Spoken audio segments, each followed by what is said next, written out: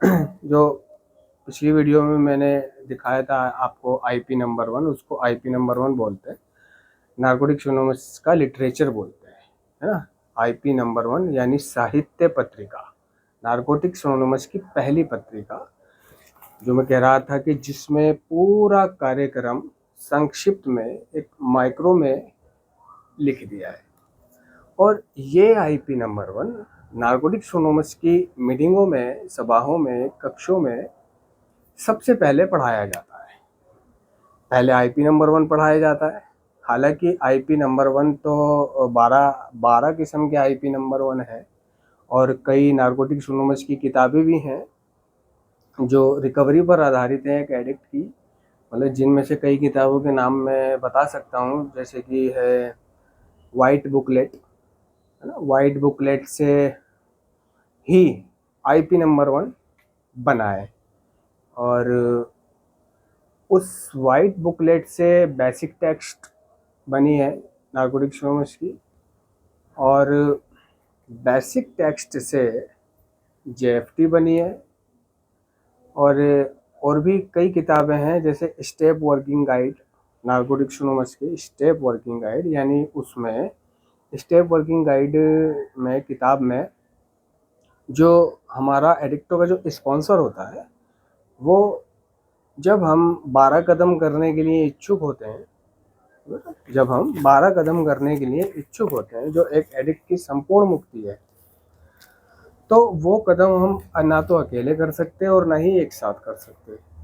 यानी अकेले का मतलब ये है कि सिर्फ एक, आई कांट, वी कैन, ये कार्यक्रम ही ऐसा है कि मैं नहीं, हम कर सकते हैं, समझ रहे हो? तो हमारा स्पॉन्सर हमें कदम कराता है, सबसे पहला कदम, दूसरा कदम, तीसरा कदम, चौथा कदम, पांचवा कदम, छठा, सातवां, आठवां, नौवां, 10वां, 11वां, 12वां, तो वो स्पॉन्सर कराता है ना, वो हमारा मार्गदर्शक बनता है। तो ये कदम तो स्टेप वर्किंग गाइड एक इस तरह की किताब हो गई नारकोटिक्स एनोनिमस की, कि जिसको बैठ के मेरा स्पॉन्सर उसमें से मुझे सवाल देगा, जैसे टीचर होते हैं स्कूल में, और वो एक अध्याय पर क्वेश्चन आंसर लिखने को बोल देते हैं कि भाई ये अध्याय जो मैंने आज पढ़ाया है, इस पे आप क्वेश्चन आंसर इसके जो नीचे लिखे हुए हैं प्रश्नों के उत्तर लिख के लाना, समझा मैंने दिया ही है, कोई शंका हो तो पूछ लो। तो फिर क्या है, वो छात्र उन क्वेश्चन आंसरों को घर से लिख के लाता है, जोर देता है, पढ़ता है, कुंजी में देखता है सिलेबस वगैरह, और एक दूसरे से पूछता है, बातचीत करता है, या खुद का जो उसका अनुभव कह रहा होता है, जो उसने अध्याय ध्यान से पढ़ा होता है। ज़्यादातर मतलब क्वेश्चनों का आंसर वही लोग दे पाते हैं जो मतलब अध्याय को ध्यान से पढ़ते हैं, ध्यान से। और ध्यान, फोकस सबसे बड़ी बात है, समझ रहे ना। तो ध्यान से पढ़ने पर उस अध्याय में ही सवालों के जवाब छुपे होते हैं, बस थोड़ा सा ध्यान देने की ज़रूरत होती है। तो उन क्वेश्चन आंसरों को हम अपने टीचर को बताते थे कि ठीक है हम ये करके आए हैं, वो सुनता था हमसे। सेम इसी तरह से, कुछ इसी तरह से वो स्टेप वर्किंग गाइड होती है, उसमें अध्याय होता है एडिक्ट के ऊपर, और फिर उसमें कुछ प्रश्न होते हैं, और उन प्रश्नों के उत्तर हमारा स्पॉन्सर हमें बताता है, समझाता है, और फिर हमसे भी पूछता है, ठीक है ना। ये कदम ऐसे होते हैं कि मतलब अगर मैं इन पे चल लिया, मैंने इन्हें अपने दैनिक जीवन में अमल कर लिया ना, तो रिकवरी घटित होती है मेरे अंदर, रिकवरी, है ना। नारकोटिक्स एनोनिमस के 12 कदमों पर अमल करने पर ही रिकवरी घटित होती है। तो नारकोटिक्स एनोनिमस के कार्यक्रम में जो एडिक्ट है, उसकी रिकवरी ऐसे नहीं है कि वो शारीरिक रूप से ठीक हो गया, वो मानसिक रूप से ठीक हो गया, और वो उसके पास जो पैसे की बर्बादी करी थी उसने, वो पैसा आ गया, और रिश्ते आ गए, नाते आ गए, प्यार मिल गया, शादी हो गई, कारोबार हो गया, और वो वेल सेटल हो गया, ठीक है। तो ये रिकवरी नारकोटिक्स एनोनिमस के कार्यक्रम के मुताबिक ये चीजें रिकवरी नहीं कहलाती, ये भौतिक चीज है, समझ रहे हो ना। रिकवरी, नारकोटिक्स एनोनिमस का कार्यक्रम कहता है कि रिकवरी तो 12 कदमों पर अमल करने के बाद घटित होती है। 12 कदमों पर अमल करने के बाद एक एडिक्ट रिकवर कहलाता है, वरना तो वो सिर्फ नशे से दूर है, सिर्फ नशे से दूर। और सिर्फ नशे से दूर को हम क्लीन बोल देते हैं इस कार्यक्रम में, क्लीन और स्वच्छ। तो रिकवरी जो है मतलब वो मेरे विचार और दृष्टिकोण का एक सक्रिय बदलाव है, जारी रहने वाला बदलाव है। और रिकवरी जो है ये एक चलती हुई प्रक्रिया है। चलती हुई प्रक्रिया का मतलब ये होता है कि एक जारी रहने वाली चीज है ना। जैसे इंसान को जीवन भर जिंदा रहने के लिए खाना खाना पड़ता है, और या फिर घर गृहस्थी चलाने के लिए जीवन भर काम करना पड़ता है, जॉब करनी पड़ती है ना। छोड़ेगा तो घर में राशन खत्म होने लगेगा, हालात बुरे होने लगेंगे। तो ये रिकवरी एक ऐसी चीज है कि जिसको मैं हर रोज बनाए रखता हूँ और ये जारी रहती है, चलती रहती है।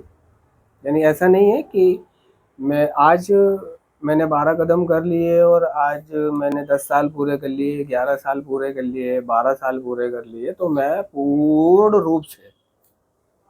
रूप से रिकवर हो गया हूँ। नहीं, कार्यक्रम कह रहा है कि हम चाहे कितने भी समय से क्लीन क्यों ना हो, हम पूरी तरह रिकवर कभी नहीं हो सकते, कभी नहीं हो सकते, ये ध्यान रखना। नशा छोड़ने के बाद कोई ना कोई कमी एक एडिक्ट के अंदर रह जाती है। 48 कमियों में से कई कमियां रह जाती हैं, और उन्हीं कमियों को हटाने की इच्छुकता के लिए मैं अपनी समझ के ईश्वर से मांग करता हूँ। कार्यक्रम कह रहा है कि ये जो कमियां तेरे अंदर हैं, इन्हें तो अकेले दूर नहीं कर सकता। इनको दूर करने के लिए एक स्पॉन्सर की जरूरत पड़ती है, और वो स्पॉन्सर कदमों से और उस स्टेप वर्किंग गाइड से मुझे मेरा मार्गदर्शन करता है और मुझे कदम कराता है, सिखाता है। ठीक है। स्पॉन्सर का मतलब होता है, इस कार्यक्रम में हम उसको दूसरे नाम से भी पुकारते हैं। स्पॉन्सर को हम इस कार्यक्रम में स्पॉन्सर ईश्वर को भी कहते हैं। इस कार्यक्रम में आने के बाद आप लोगों ने ईश्वर शब्द जरूर सुना होगा, जो कदमों में भी है और नारकोटिक्स एनोनिमस के परंपराओं में भी है, तुम्हारे जेएफटी में भी है, और हर एक किताब में है, प्रार्थना में भी है ना। चाहे वो कोई सी भी प्रार्थना हो, ईश्वर से ही शुरू होती है ना। और ईश्वर से मदद मांगना है ना, मदद मांगना मतलब जो मेरा कार्यक्रम है, हमारा कार्यक्रम, ये एक एडिक्ट से दूसरे एडिक्ट को मदद करने पर काम करता है, समझ लो। एक एडिक्ट से दूसरे एडिक्ट को मदद करने पर जब हम अपनी तरफ से पूरी कोशिश करते हैं, तो ये कार्यक्रम हमारे लिए काम करता है। अपनी रिकवरी को प्राथमिकता देने से यह कार्यक्रम काम करता है, समझ। यानी जब आप अपने सुधार को प्राथमिकता दोगे, प्रायोरिटी दोगे सुधार को, तभी ये कार्यक्रम काम करता है। और जब एक एडिक्ट दूसरे एडिक्ट की मदद करता है, तब ये कार्यक्रम काम करता है। जब हम अपनी तरफ से पूरी कोशिश करते, पूरी, ऐसा नहीं है कि सब कुछ ये कार्यक्रम ही कर देगा, बस मेरे को आना है बैठना है, नहीं। मतलब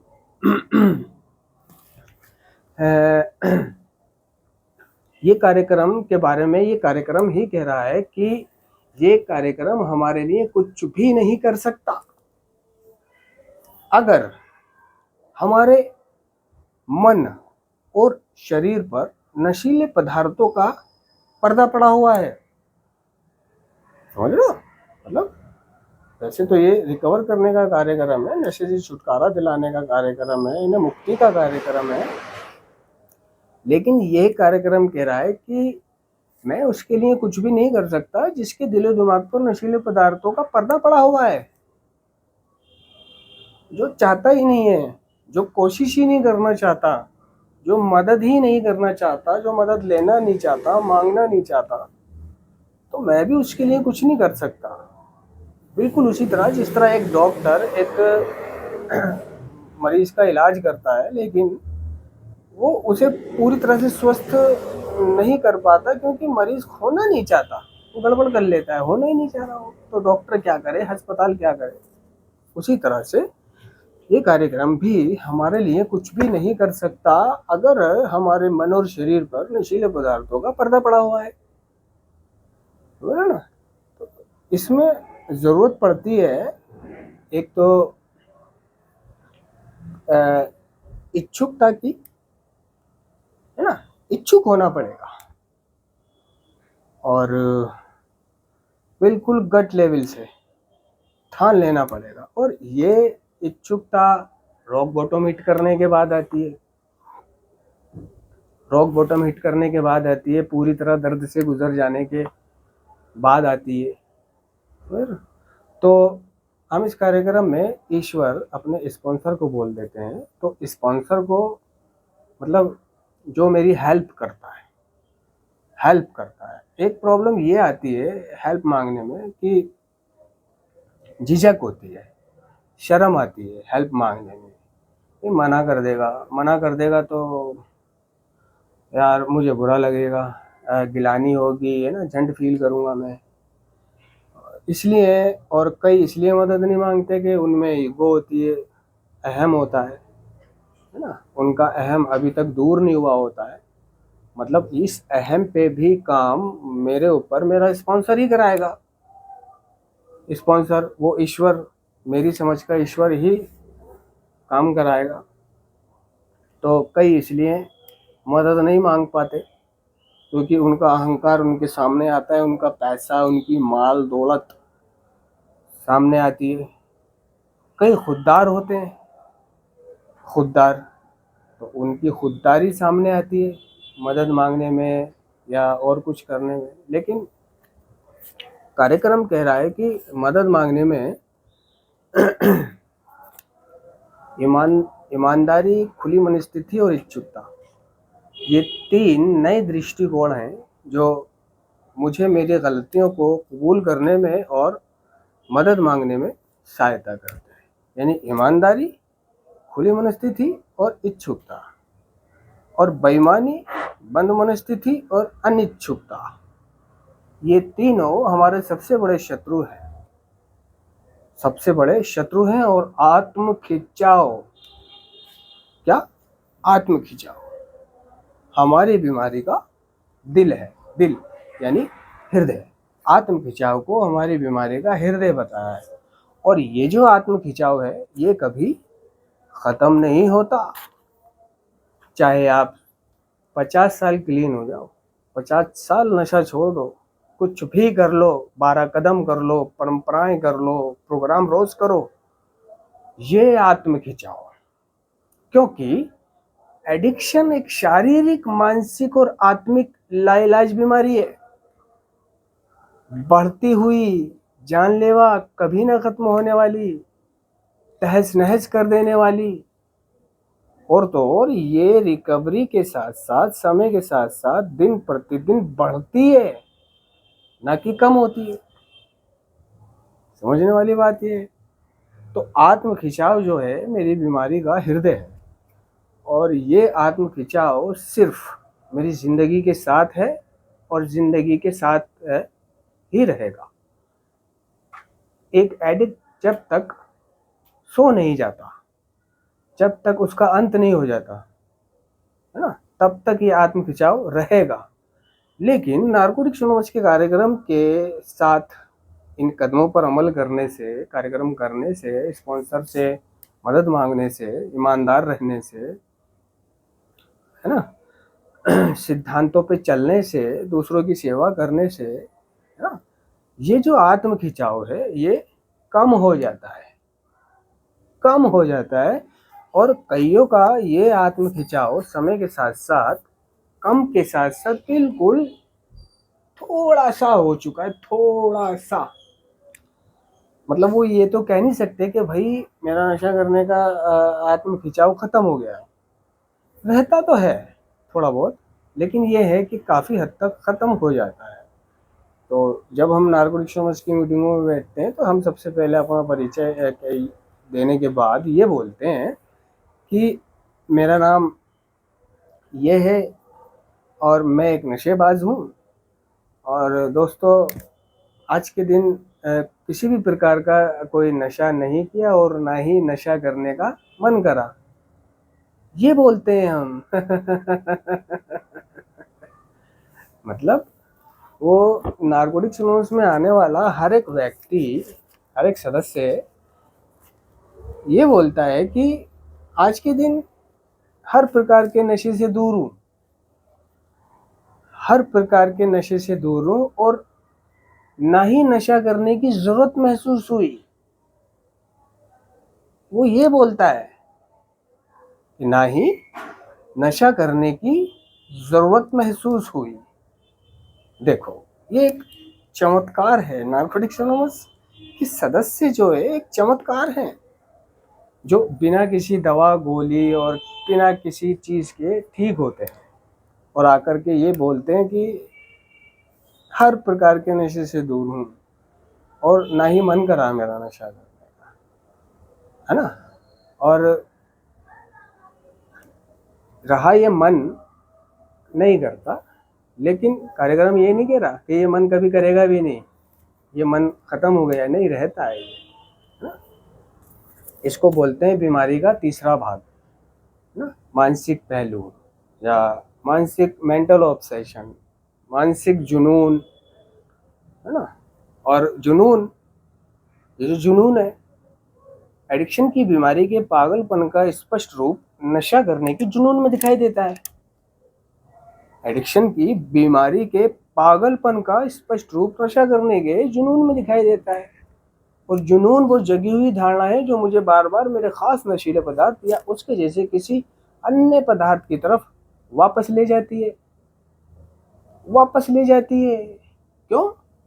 जिससे कि मैं उस पुराने आराम और मस्ती को दोबारा हासिल कर सकूं जिसे मैं जानता था। यानी जब एडिक्ट को कोई प्रॉब्लम सताती है, परेशानी आती है, कोई ऐसी गंभीर परिस्थिति जिसमें वो अपने आप को संभाल नहीं पा रहा है, गुस्सा, गुस्सा, क्रोध, बदले की भावना, प्रतिशोध, रिजेंटमेंट, है ना, तो ऐसे में उसका आत्म खिंचाव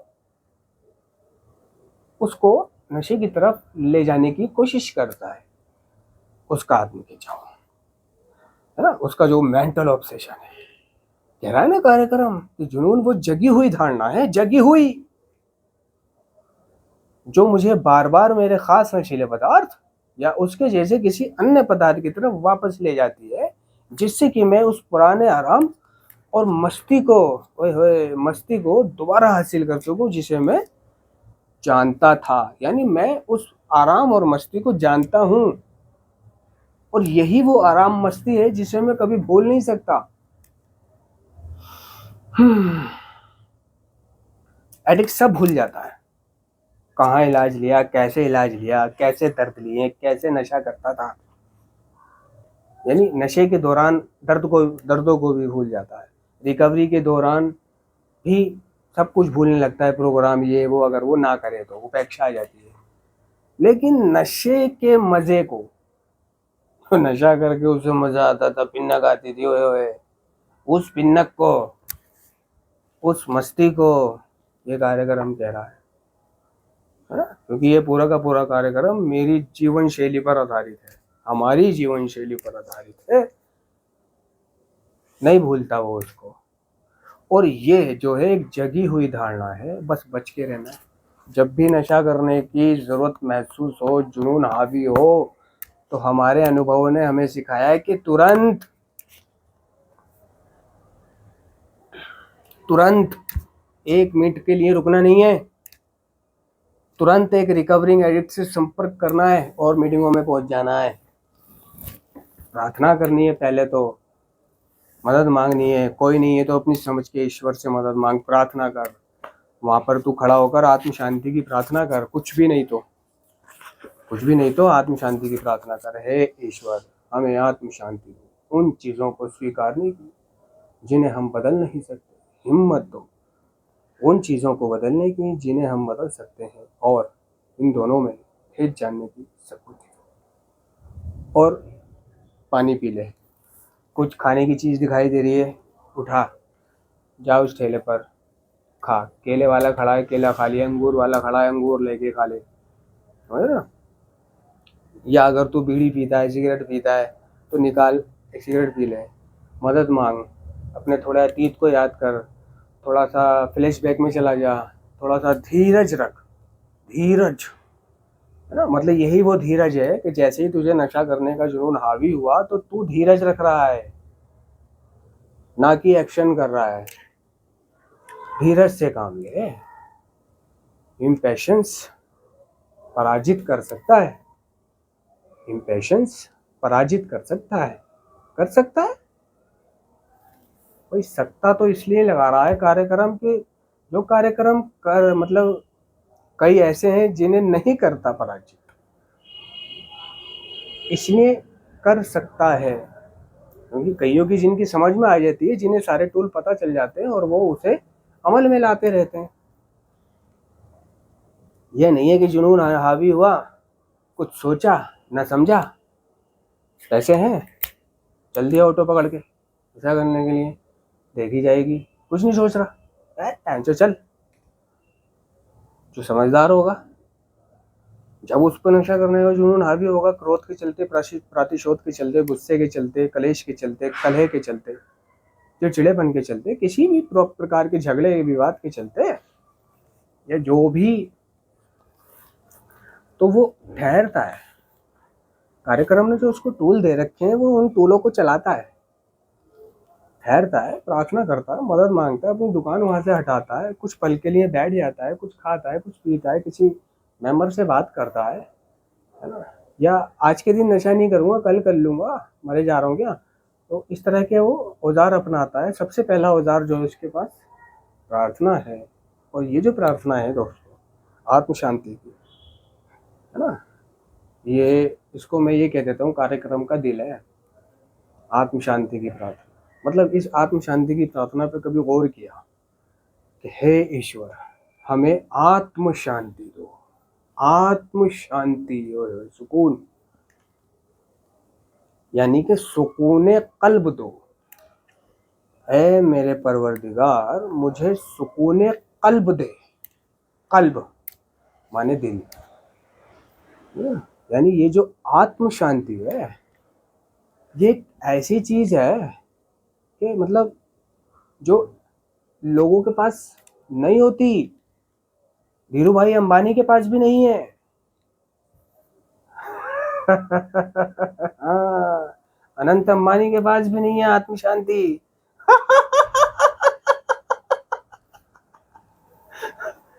समझ रहे हो?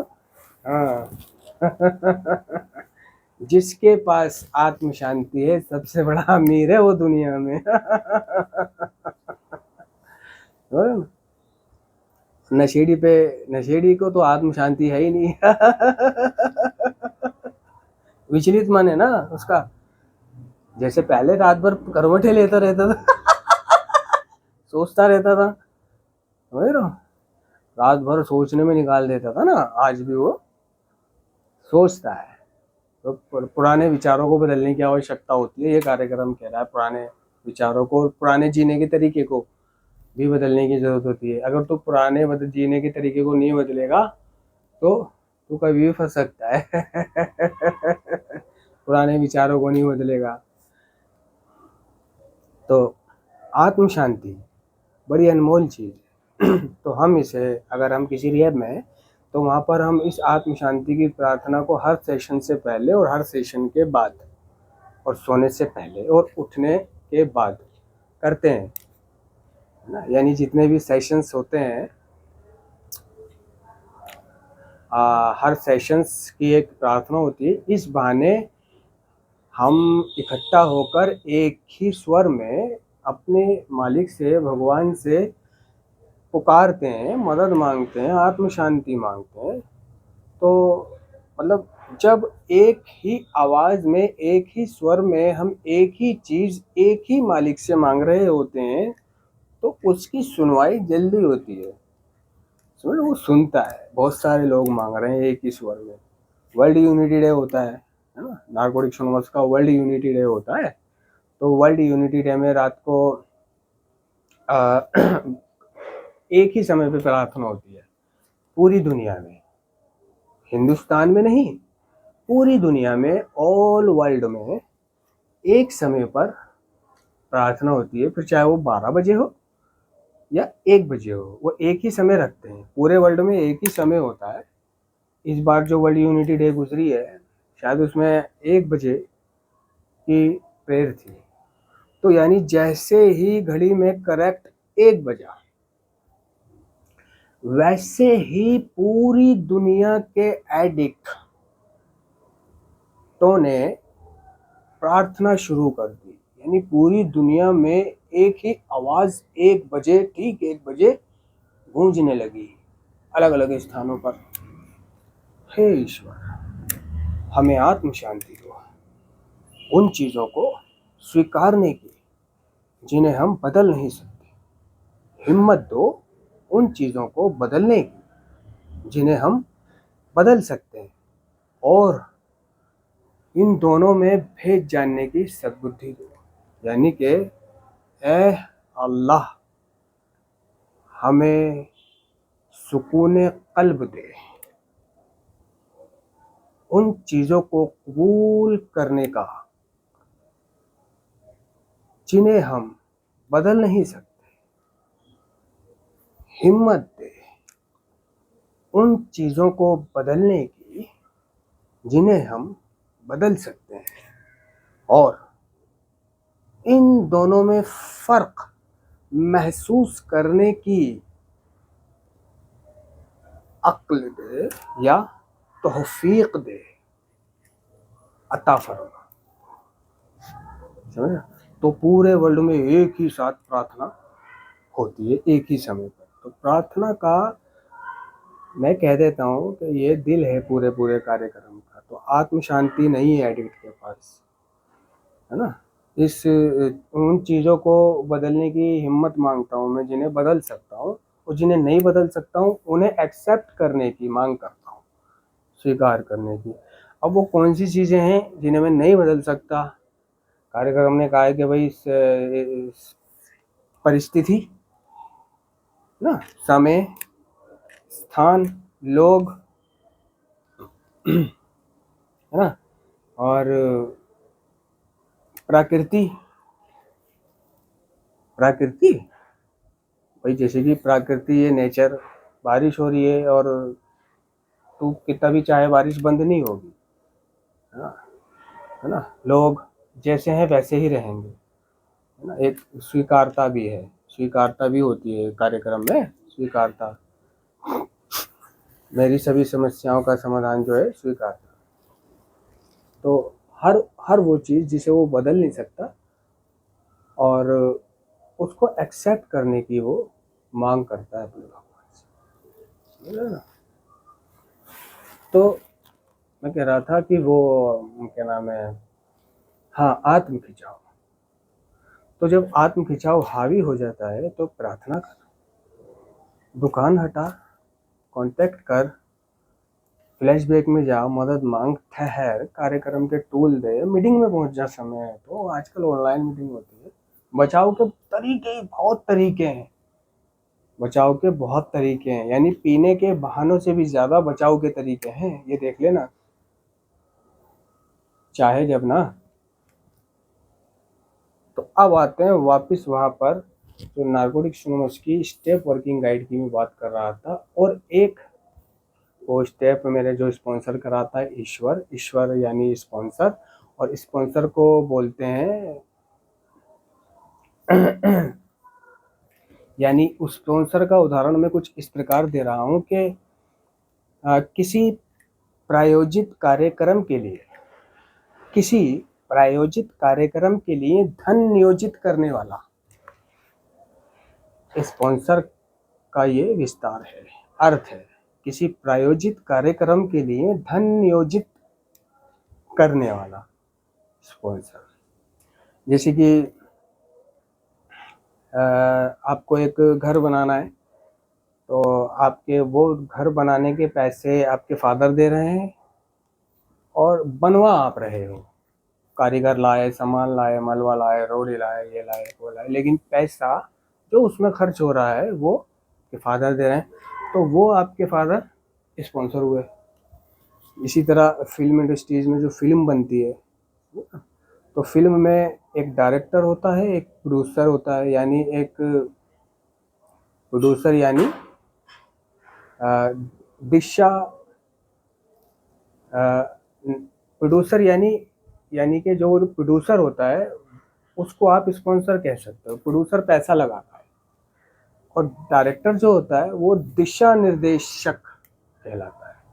यानी वो तय करता है डायरेक्टर कि हीरो को, हीरोइन को अब कैसे एक्टिंग करनी है और कैसी नहीं करनी है, कहाँ क्या करना है, कैसे कपड़े पहनने, कैसे क्या करना है। वही निर्देश यानी दिशा निर्देशक वही डायरेक्ट करता है, लेकिन पैसा जो है प्रोड्यूसर लगाता है। वो तो पैसा डायरेक्टर कहता रहता है अब ये चीज़ आएगी, ले पैसा, अब ये चीज़ आएगी, ले पैसा, अब ये होगा, अब यहाँ शूटिंग होगी, इतना खर्चा आएगा, ले पैसा। तो किसी प्रायोजित कार्यक्रम के लिए धन नियोजित करना, कोई सभा है, कोई सम्मेलन है, उसका जो खर्चा है जो उठा रहा है वो स्पॉन्सर है। और आपने वो मेहनत करी है, भागदौड़ करी, टेंट वेंट लगवाया, माइक वाइक लगवाया, आप वो दिशा निर्देशक हो। तो स्पॉन्सर जो है मेरा दिशा निर्देशक होता है, उसको हम ईश्वर बोल देते हैं। इस कार्यक्रम में ईश्वर शब्द बहुत दफ़ा आता है। और एक बुक होती है द एन्ने ट्री, द एन्ने ट्री, और IP नंबर 1 में पूरा कार्यक्रम समा दिया है। IP नंबर 1 के बारे में मैं जिक्र करना चाहता हूँ, बताना चाहता हूँ कि पूरा का पूरा कार्यक्रम आखिर क्या है। जो मैं संक्षिप्त में और माइक्रो में की बात कर रहा हूँ वो मैं आप लोगों के सामने रखना चाहता हूँ, सुनाना चाहता हूँ, बताना चाहता हूँ आपको। सुनना, मैं फिर किसी दूसरी वीडियोज़ में जिक्र करूँगा। फ़िलहाल मैं अब ख़त्म करता हूँ, तो ठीक है, प्रार्थना कर लेते हैं। सभी सदस्य आत्म शांति की प्रार्थना करें। हे ईश्वर, हमें आत्म शांति दो, उन चीज़ों को स्वीकारने की जिन्हें हम बदल नहीं सकते। हिम्मत दो उन चीज़ों को बदलने की जिन्हें हम बदल सकते हैं, और इन दोनों में भेद जानने की सद्बुद्धि